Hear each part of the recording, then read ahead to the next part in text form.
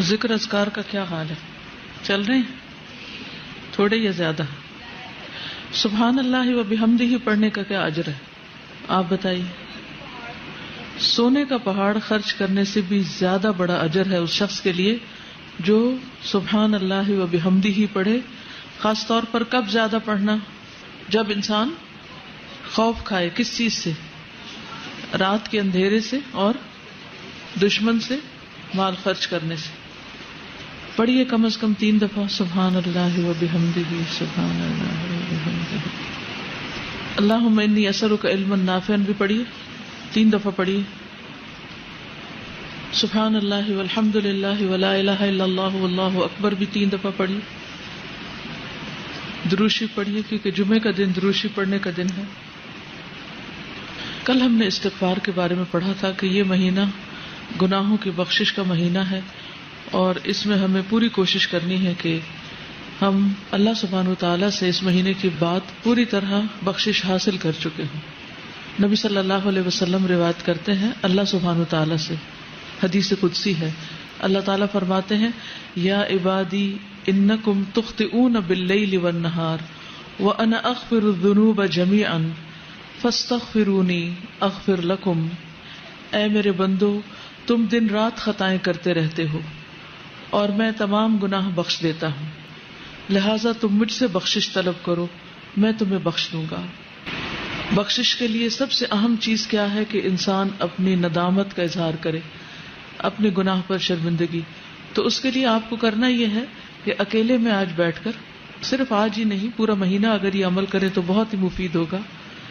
اکیلے میں بیٹھ کر اپنے کسی ایسے گناہ کا ذکر کریں اللہ تعالیٰ کے سامنے جو صرف آپ کو پتا ہے.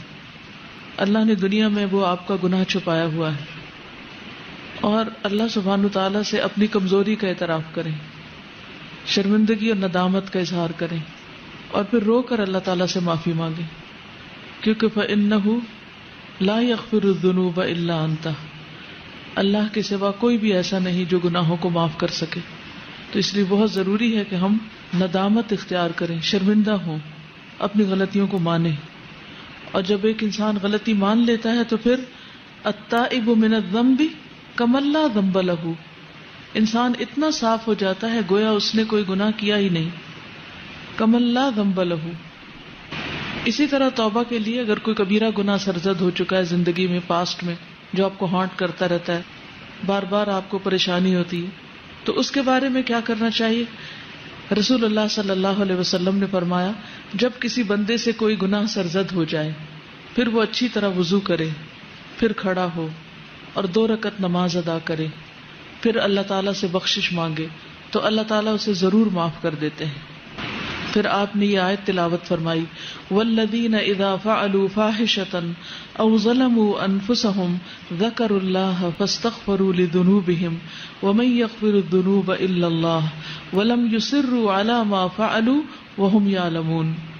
اور پرہیزگار وہ لوگ ہیں کہ جب ان سے کوئی بے حیائی کا کام ہو جائے، انسان ہے نا غلطیاں ہو جاتی ہیں اور بعض اوقات تو ہم ریئلائز بھی نہیں کرتے کوئی غلطی ہو چکی ہے، یا وہ اپنی جانوں پر ظلم کر بیٹھے تو وہ فوراً اللہ کو یاد کرتے ہیں، دیر نہیں لگاتے اور اپنے گناہوں کی معافی مانگتے ہیں. اور اللہ کے سوا اور کون ہے جو گناہ معاف کر سکتا ہو؟ اور کون ہے؟ کوئی بھی تو نہیں.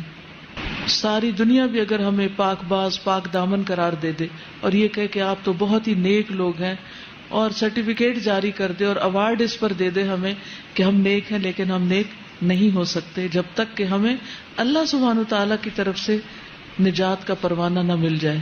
تو اس لیے بہت ضروری ہے کہ ہم خاص طور پر اللہ سبحانہ تعالیٰ کی طرف رجوع کریں، اور نماز جو کہ برائیوں کو مٹا دیتی ہے تو توبہ کے نوافل کا اہتمام کریں. یعنی جب بھی دل میں پریشانی آئے کسی گناہ کی تو اس کے علاج کے لیے نفل پڑھیں، اور پھر وہ دانستہ اپنے کیے پر اصرار نہیں کرتے، یعنی جو غلطی ان سے ہو گئی اسے بار بار دہراتے نہیں. اس استغفار کا فائدہ کیا ہوگا؟ انسان اللہ کے عذاب سے محفوظ رہے گا. آپ بڑی بڑی پریشانیوں سے، تکلیفوں سے، بیماریوں سے، حادثات سے محفوظ رہیں گے. نبی صلی اللہ علیہ وسلم نے فرمایا العبد آمن من عذاب اللہ ما استغفر اللہ. بندہ جب تک اللہ سے استغفار کرتا رہتا ہے اس وقت تک اللہ کے عذاب سے محفوظ رہتا ہے. جیسے قرآن مجید میں بھی آتا نا کہ اللہ ان کو عذاب نہیں دے گا جب تک کہ وہ استغفار کرتے رہیں. تو آپ کے اندر کسی بھی قسم کا اگر کوئی خوف ہے، بعض اوقات کچھ لوگوں کو فوبیاز ہوتے ہیں، یہ چھت نہ مجھ پہ گر پڑے، یا بلندی پہ جانے کا خوف ہوتا ہے، یا اپنی جان مال اولاد کے بارے میں کوئی بھی خوف ہوتا ہے، کسی بھی قسم کا کوئی خوف آپ کو جب ستاتا ہے اپنے مستقبل کا، بڑھاپے کا، آخرت کا، تو ان سب سے بھی نجات پانے کا ذریعہ یہی ہے استغفار. کیونکہ العبد آمن من عذاب اللہ ما استغفر اللہ، بندہ اللہ کے عذاب سے امن میں ہے. اللہ تعالیٰ ایسے بندے کو عذاب نہیں دے گا جب تک کہ وہ استغفار کرتا رہتا ہے. انسان کے گناہ خواہ آسمان کی بلندیوں تک پہنچ جائیں، لیکن اگر وہ اللہ سے معافی مانگتا ہے تو اللہ تعالیٰ اس کو معاف کر دیتا ہے، اور اللہ تعالیٰ کو اس کی کوئی پرواہ نہیں. یعنی ایک تو یہ ہوتا ہے نا کہ ہم جیسے کسی کو معاف کر کے بھی معاف نہیں کرتے، بار بار وہی غلطی دوسرے کی دہراتے رہتے ہیں، یا اپنے آپ کو رلاتے رہتے ہیں، یا اس پر تکلیف محسوس کرتے ہیں. لیکن اللہ سبحانہ و تعالیٰ اتنی وسعت والا ہے، علم والا ہے، حلم والا ہے کہ اس کو کسی بھی ایسی چیز کی کوئی پرواہ نہیں کہ وہ کس کا کتنا بڑا قصور معاف کر دے.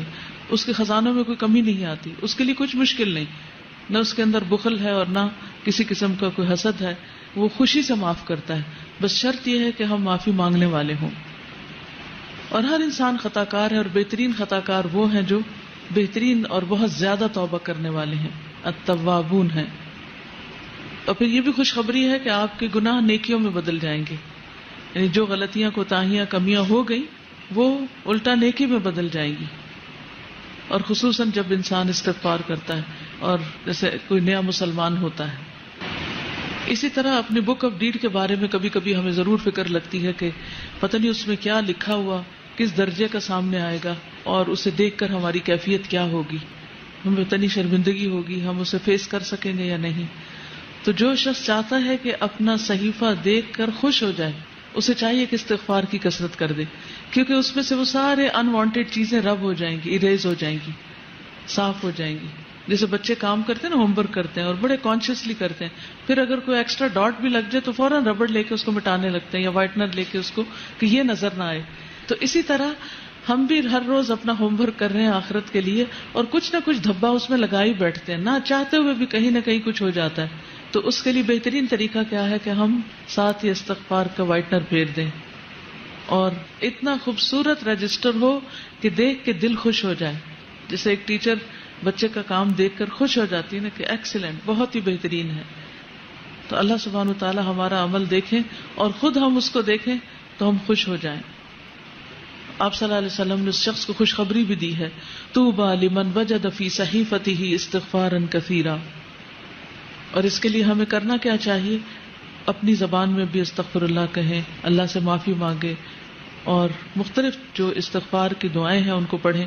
انشاءاللہ ایک نیا کارڈ بھی بن رہا ہے جس میں سارے استغفار قرآن مجید سے اور مسنون جتنی بھی دعائیں استغفار کی ان سب کو جمع کریں، تاکہ کوئی کسر نہ چھوڑیں اللہ سبحانہ وتعالیٰ سے معافی مانگنے کی ہر طریقے سے. کیونکہ بعض اوقات ہوتا ہے نا، ایک انداز میں بات کرنا اللہ تعالیٰ کو پسند آتا ہے، اور بعض اوقات ایک اور انداز میں زیادہ افیکٹو ہوتا ہے. تو ہمیں نہیں پتا کہ کون سا طریقہ اللہ کو زیادہ پیارا ہو، تو ہم سارے ہی طریقے اختیار کر لیتے ہیں تاکہ اللہ تعالیٰ ہمیں معاف فرما دے. اور عام طور پر جو کثرت سے آپ چلتے پھرتے پڑھ سکتے ہیں، واستغفر اللہ العظیم الذی لا الہ الا هو الحی القیوم واتوب الیہ، اس کا اتنا زیادہ اجر بتایا جاتا ہے کہ اگر کوئی میدان جنگ سے بھاگا، اور یہ کبیرہ گناہ ہے میدان جنگ سے بھاگنا، تو اس کو بھی معاف کر دیا جاتا ہے جو شخص یہ پڑھتا ہے، استغفر اللہ العظیم الذی لا الہ الا هو الحی القیوم واتوب الیہ. پھر اسی طرح یہ ہے کہ انسان کو اس بات کی بھی توقع رکھنی چاہیے کہ میرے اس استغفار سے میرا رب خوش ہو رہا ہے، کیونکہ وہ اونٹنی والی جو حدیث آتی ہے کہ اللہ تعالیٰ اس بندے سے زیادہ خوش ہوتا ہے جس کو صحرا میں کھوئی ہوئی اونٹنی مل جاتی ہے. تو جب ہم استغفار کرتے ہیں تو یہ کوئی معمولی فعل نہیں ہے، اللہ سبحانہ تعالیٰ اپنے بندے سے راضی ہو جاتے ہیں، خوش ہو جاتے ہیں. اور پھر آئندہ کے لیے گناہوں سے ڈرتے بھی رہنا چاہیے. یہ نہیں کہ انسان دلیر ہو جائے کہ اللہ تعالیٰ خوش ہوتے ہیں تو پھر میں اور جی بھر کے گناہ کر لوں. نہیں، مومن جو ہے وہ گناہ کو اپنے اوپر پہاڑ کی طرح سمجھتا ہے، جیسے کوئی پہاڑ گر گیا اس پر، اتنا پریشان ہوتا ہے، وہ اتنا تکلیف اٹھاتا ہے گناہ کر کے. اور منافق جو ہوتا ہے یا فاجر، وہ ایسے جیسے ناک پہ بیٹھی مکھی اور اس کو ہاتھ کے اشارے سے اڑا دے، یعنی اسے معمولی سی چیز ہے. اور پھر صبح شام سید الاستغفار بھی انسان پڑھتا رہے. اور ہر مجلس کے اختتام پر، جیسے حالانکہ ہم قرآن پڑھ رہے ہوتے ہیں لیکن پڑھتے اور پڑھاتے ہوئے ہو سکتا ہے کوئی ایسی بات منہ سے نکل جائے جو اللہ تعالیٰ کو پسند ہے، اور بھول چوک تو لازم ہے، ہو ہی جاتی ہے، نہ کرتے ہوئے بھی ہو جاتی. تو ایسی ساری چیزوں اور کمیوں کوتاہیوں کا جو طریقہ ہے وہ پھر استغفار میں ہی ہے. اور وہ کیا ہے؟ سبحانک اللہم و بحمدک اشہد ان لا الہ الا انت استغفرک و اتوب الیک. اور نبی صلی اللہ علیہ وسلم تو